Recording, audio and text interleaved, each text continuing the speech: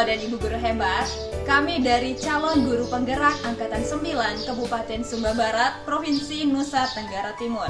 Kami akan melakukan coaching untuk supervisi akademik dengan peran saya Rahmini dari SMA Negeri 1 Tanah Rigu, Saya Kurniati dari SMP Negeri 5 Tanah Rigu, dan Saya Sophia Papilaya dari SD Impres Ombanawa.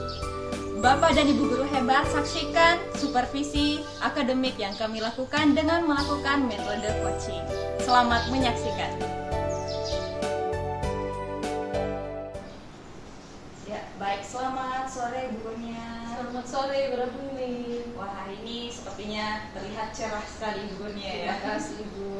Ya, Ibu Kurnia, bagaimana kabarnya hari ini? Puji Tuhan saya baik, Ibu sehat. Bagaimana dengan kabar Ibu Rahmini? Ya, alhamdulillah sehat juga ya. Jadi kita ini harus memastikan sehat-sehat dulu sebelum kita melakukan percakapan. Iya, benar sekali. Ya, Ibu, hari ini saya sangat senang bertemu dengan Ibu dan untuk membicarakan peningkatan kompetensi coaching yang akan Ibu Kurnia lakukan. Nah, bagaimana nih saya dapat membantu Ibu Kurnia dalam peningkatan kompetensi yang ingin Ibu capai? Terima kasih Ibu Rahmini untuk waktunya. Saya ingin Ibu Rahmini dapat membimbing saya dalam meningkatkan ketiga keterampilan, yaitu presence, mendengarkan dengan aktif, dan mengajukan pertanyaan yang berbobot. Ya, baik, saya sangat mendukung keterampilan yang ingin ditingkatkan Bu Kurnia. Nah, kira-kira dari ketiga keterampilan tersebut, yang mana yang ingin Anda fokuskan pada observasi? Oke, baik. Terima kasih Ibu Rahmini. Saya berharap Ibu dapat memperhatikan dan mengamati saya saat melakukan coaching, khususnya dalam dua keterampilan, yaitu mendengarkan dengan aktif dan juga saat saya mengajukan pertanyaan yang berbobot. Seperti itu Ibu Rahmini. Ya, baik Ibu. Jadi ini ada dua keterampilan Ibu ya. Betul. Nah, ini saya sudah catat. Nah, sekarang menurut Ibu Kurnia sekarang ini kemampuan dalam kedua keterampilan ini sudah sejauh mana? Oke, baik Ibu. Kemampuan yang sudah saya miliki menurut saya, ketika saya mampu mendengarkan dengan aktif, otomatis saya juga akan mampu mengajukan pertanyaan-pertanyaan yang berbobot, sehingga itu sangat berguna dalam mendukung proses coaching yang akan saya lakukan. Seperti itu. Ya, saya sudah paham apa yang Ibu Kurnia inginkan. Nah, kira-kira apa nih menjadi harapan Ibu Kurnia dari observasi ini? Baik Ibu, harapan terbesar saya saat observasi dengan adanya pengamat atau observer, saya dapat mendapatkan umpan balik, kemudian juga dapat meningkatkan kompetensi diri saya, dan juga khususnya dalam mendengarkan secara aktif dan juga mengajukan pertanyaan berbobot, sehingga proses coaching yang saya lakukan itu dapat berjalan dengan semakin baik, maksimal, dan terus meningkat. Seperti itu. Wah, ini harapan seorang pendidik yang luar biasa Ibu Kurnia ya. Ya, bagi Ibu Kurnia mungkin selanjutnya nanti Ibu Kurnia akan melakukan proses coaching ya, dan berarti nanti saya akan amati. Mungkin sudah bisa dipanggil temannya untuk memulai proses coaching. Iya. Baik Ibu Rahmini, sebelumnya terima kasih untuk kesediaannya. Saya akan panggil teman saya. Selamat sore Ibu Kurniati. Iya. Selamat sore Ibu Mini. Selamat sore Ibu Sofi. Baik Ibu Sofi, terima kasih untuk kesediaannya kita bisa berada bersama-sama, dan saat ini kita akan melakukan proses coaching dan juga akan didampingi oleh Ibu Rahmini sebagai pengamat atau observer. Nah, saya akan memulai mengajukan beberapa pertanyaan, tapi sebelumnya bagaimana kondisinya hari ini Ibu Sophia? Baik Ibu Kurniati. Jadi Ibu Sophia, perasaannya bagaimana ini? Saya saat ini dalam perasaan yang nyaman, tenang, karena saya percaya bahwa dalam kegiatan coaching saya pasti akan mendapatkan banyak solusi untuk hal-hal yang mengganjal dalam tugas dan pekerjaan saya, Bu. Luar biasa. Baik Ibu, kita langsung saja, berhubung waktu kita tidak banyak. Saya ingin bertanya, apa rencana kita kali ini dalam percakapan hari ini? Rencana saya, Bu, saya mampu untuk mengkondisikan peserta didik saya dalam menciptakan suasana pembelajaran di kelas yang kondusif. berarti selama ini kondisinya kurang kondusif seperti itu Bu ya? Benar Bu, karena kalau saya mengamati dalam proses pembelajaran yang saya lakukan, siswa-siswa saya itu terlihat sering keluar masuk, meninggalkan kelas. Pada waktu saya mengajukan pertanyaan, hanya beberapa siswa yang mau untuk menjawab, dan pada waktu mereka mengerjakan tugas yang saya berikan, itu juga tidak semua siswa secara tuntas mau mengerjakan tugas-tugas tersebut. Oke, baik seperti itu ya Bu ya. Nah, kira-kira apa tujuan akhir yang sudah Ibu perkirakan atau tujuan Ibu saya mau capai tujuan ini? Saya memiliki tujuan akhir, yaitu menciptakan pembelajaran yang aktif, kreatif, menyenangkan, dan dalam suasana yang kondusif di dalam kelas, dan murid-murid saya itu dapat belajar dengan nyaman. Wah, luar biasa sekali ya Bu, kerinduan dan tujuan akhirnya semoga lewat percakapan ini dapat tercapai Bu ya. Nah, sebelumnya saya ingin bertanya, dari hal yang Ibu rindukan, kemudian kendala yang Ibu hadapi, kira-kira kalau mau diidentifikasikan, diangkakan dalam skala mulai 1 sampai 10, di mana 10 itu angka sempurna, kira-kira sejauh ini pencapaian Ibu sudah sampai di level berapa? Kalau dilihat dari keadaan pembelajaran yang saya hadapi saat ini Bu, saya mungkin hanya berada di skala 6 ya Bu. Iya, mungkin ada alasannya skala 6? Saya merasa bahwa mungkin pembelajaran yang saya rancang kurang menarik, sehingga tidak tercipta pembelajaran yang efektif, menyenangkan, mengaktifkan siswa, sehingga suasana di dalam kelas itu terasa tidak kondusif. Oke, baik. Nah, di balik setiap banyak tadi yang Ibu ceritakan, tentunya ada juga kekuatan yang sudah Ibu miliki dan mungkin bahkan sudah Ibu praktekkan dalam pembelajaran. Nah, Ibu harus pastinya kenali kekuatan Ibu itu apa. Nah, itu yang saya mau tanyakan, kira-kira kekuatan yang sudah Ibu miliki itu apa? Kekuatan yang saya miliki itu Ibu, saya menerapkan pendekatan, berbagai macam pendekatan terhadap anak-anak didik saya, menggunakan bermacam metode pembelajaran, strategi pembelajaran, dan saya juga berusaha untuk memanfaatkan media-media pembelajaran, baik dengan memanfaatkan IT, memanfaatkan lingkungan sekolah sebagai sumber belajar murid. Wah, luar biasa sekali kekuatan yang ada dalam diri Ibu, dan saya percaya apabila kekuatan itu dikembangkan dengan maksimal maka akan menghasilkan pembelajaran yang kondusif Bu ya. Nah, baik. Namun di balik setiap kekuatan tentunya kita akan menghadapi yang namanya hambatan-hambatan Bu. Nah, kira-kira apa saja hambatan yang mungkin ada saat Ibu mencoba untuk melakukan atau meraih tujuan? Hambatan yang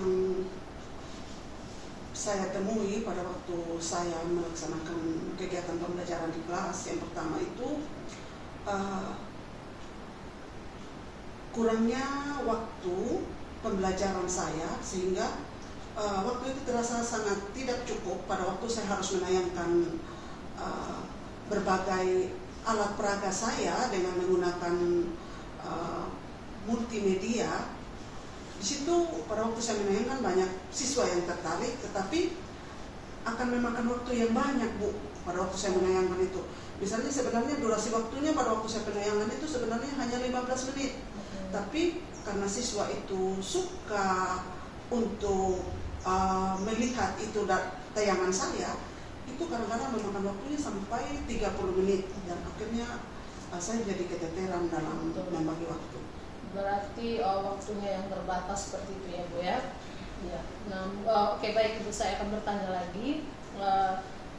Dalam menghadapi hambatan tersebut tentunya Ibu sudah menyiapkan solusi-solusi yang akan Ibu lakukan apabila menghadapi hambatan itu. Nah, saya mau bertanya, seandainya Ibu punya solusi, namun solusi itu ternyata kurang membantu untuk menyelesaikan hambatan atau masalah yang Ibu hadapi. Nah, apa yang harus Ibu lakukan untuk menyelesaikan hambatan tersebut? Yang pertama, setelah saya menyadari bahwa saya tidak memiliki waktu yang cukup, yang pertama itu saya bertemu dengan kepala sekolah, saya mengkomunikasikan situasi yang saya hadapi dengan kepala sekolah. Kemudian saya meminta izin kepada kepala sekolah untuk saya membuat atau mengagendakan jam pembelajaran di luar jam sekolah. Jadi saya meminta kesediaan dari murid-murid saya, terkhususnya murid-murid saya yang pada waktu saya melakukan asesmen formatif hasilnya tidak mencapai kriteria ketuntasan, maka saya meminta waktu kepada murid-murid saya tersebut untuk meluangkan waktu agar kami dapat melakukan kegiatan pembelajaran di sore hari, Bu. Wah, luar biasa sekali Ibu dedikasinya terhadap siswa-siswi Ibu.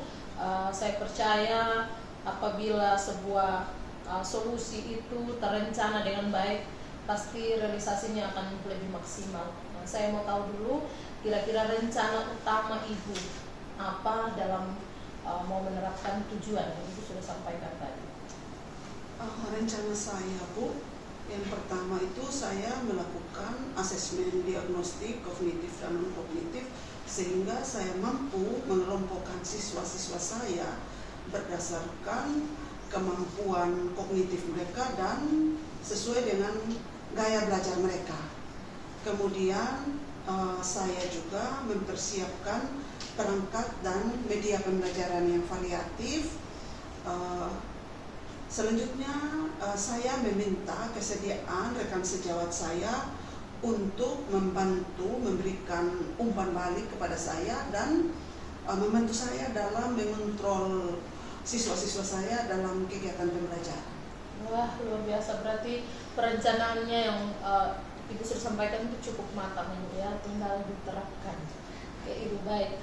Nah, dari rencana yang sudah Ibu jabarkan tadi tentunya ada prioritas utama yang harus Ibu raih. Saya mau bertanya, apa prioritas yang harus Ibu raih?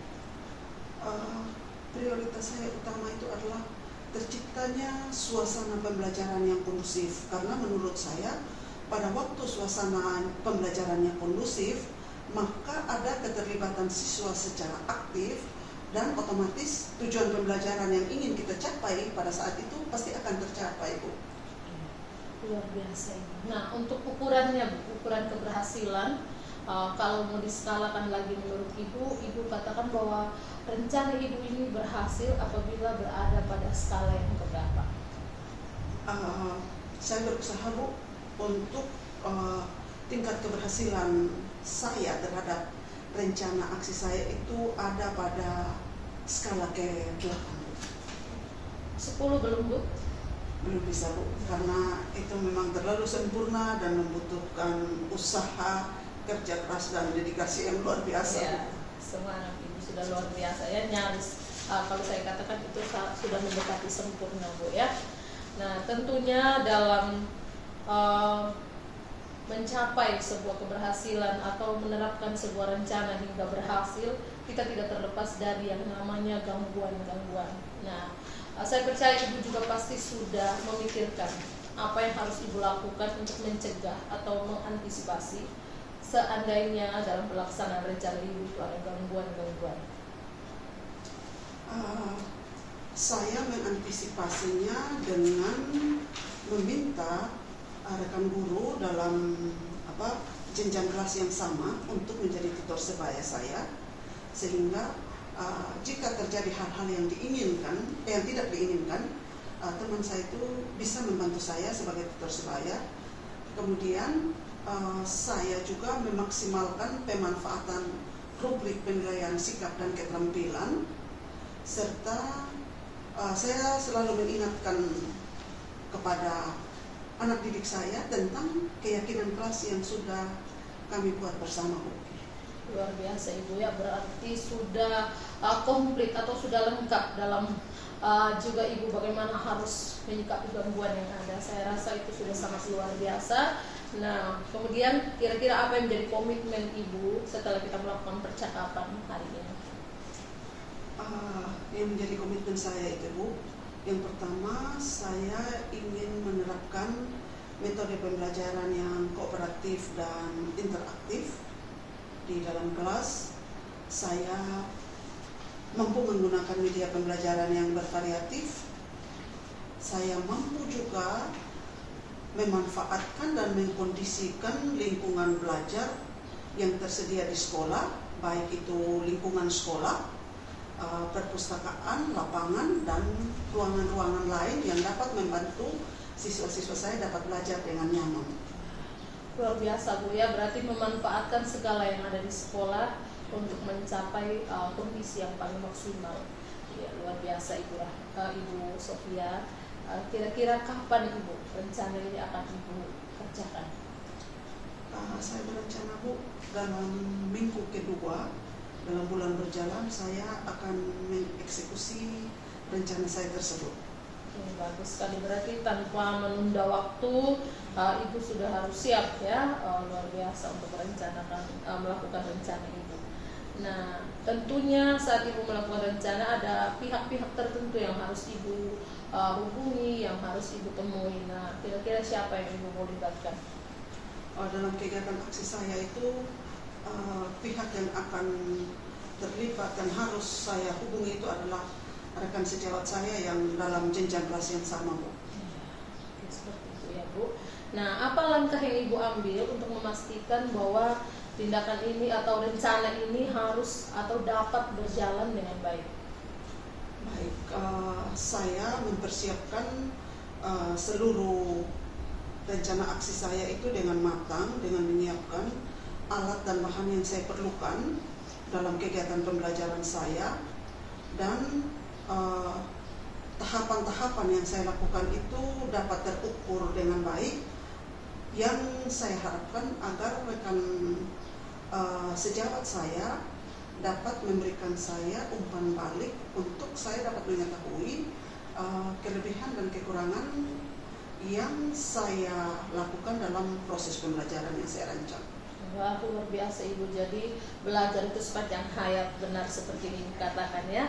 Nah, pertanyaan terakhir Ibu, tentunya ada pihak-pihak juga yang harus Ibu libatkan atau Ibu mintai dukungan saat Ibu melakukan rencana Ibu. Nah, siapa saja yang akan Ibu libatkan? Yang pertama, saya memerlukan dukungan itu dari kepala sekolah sebagai penanggung jawab di sekolah, sebagai pemimpin pembelajaran. Yang kedua itu rekan-rekan sejawat saya di sekolah yang dapat membantu saya sebagai observer, yang dapat memberikan refleksi umpan balik kepada saya, serta murid-murid saya yang saya harapkan itu mereka bisa terlibat secara aktif dalam kegiatan pembelajaran saya.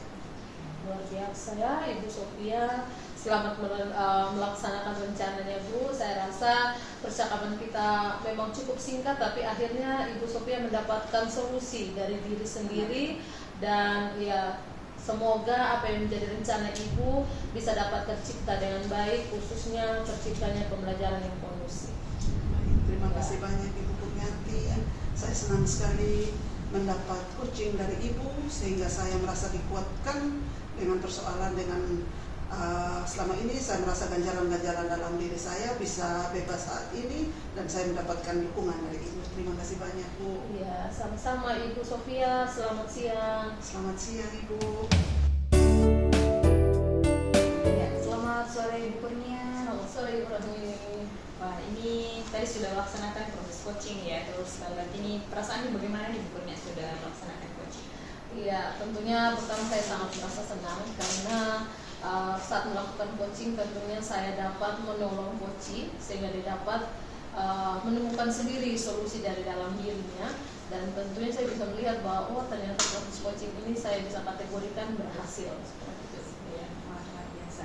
Ya, dari tadi penampilan Bu Kurnia pada saat coaching, ya, bagaimana Bu Kurnia bisa menilai sendiri nih penampilan yang sudah dilakukan?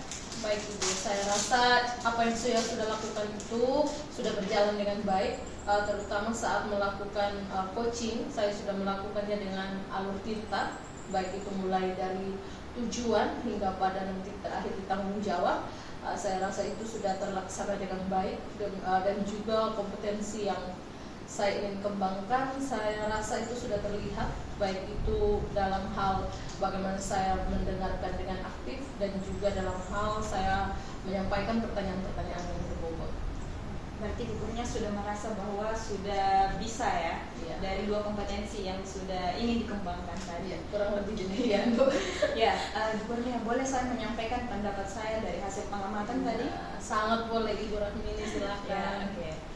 Jadi Ibu Kurnia tadi pada saat saya mengamati, saya melihat memang betul ya apa yang dikatakan Ibu Kurnia, 2 kompetensi ini sudah menunjukkan baik ya, dalam kategori baik. Mengapa? Karena saya melihat pada saat Ibu Kurnia mendengarkan dengan aktif ya, pada saat coaching menjelaskan itu Ibu Kurnia melihatnya dengan penuh dengan perhatian ya. Jadi melihatnya terlihat Ibu Kurnia sudah mendengarkan dengan aktif, dan kemudian dilanjutkan dengan pertanyaan-pertanyaan yang berbobot. Dari pertanyaan-pertanyaan berbobot yang diberikan Ibu Kurnia itu sudah menunjukkan bahwa Ibu Kurnia sudah bisa memberikan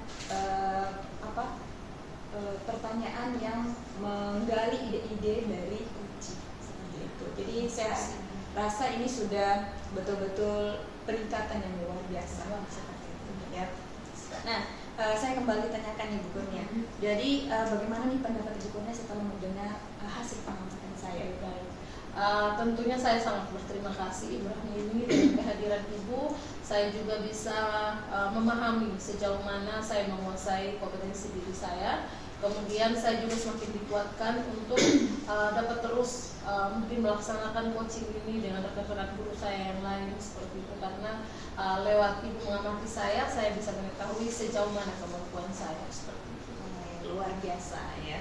Ya, Ibu Kurnia, kita sudah melakukan saya sudah melakukan pengamatan, dan Ibu Kurnia juga sudah melakukan coaching dengan coach tadi. Nah, kira-kira apa nih yang Ibu Kurnia dapatkan dari proses ini? Oke, baik Ibu, yang saya dapatkan tentunya kembali lagi saya menceritakan bahwa saya semakin dikuatkan, semakin memahami bahwa ternyata seperti ini cara melakukan coaching dengan benar, dengan baik. Kemudian saya juga rindu saya bisa imbaskan ini ke teman-teman guru saya, sehingga suatu saat mereka juga apabila menghadapi hal yang sama bisa menerapkan teknik coaching ini dengan baik dan benar seperti itu. Ini harapan yang luar biasa Ibu ya. Terima kasih Bang.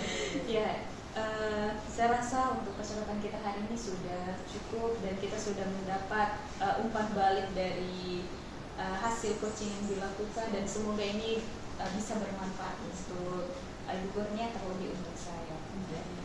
Ya, saya ucapkan terima kasih Ibu Kurnia sudah mengundang saya untuk menjadi pengamat. Ya, terima kasih banyak juga Ibu Rahmini, khususnya untuk waktu Ibu mengamati saya, luar biasa. Sukses selalu juga buat Ibu Rahmini. Ya, amin. Sukses juga untuk Ibu Kurnia. Ini lembaran observasi. Ya, terima kasih ya.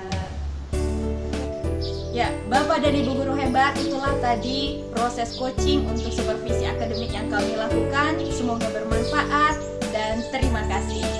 Salam dan bahagia.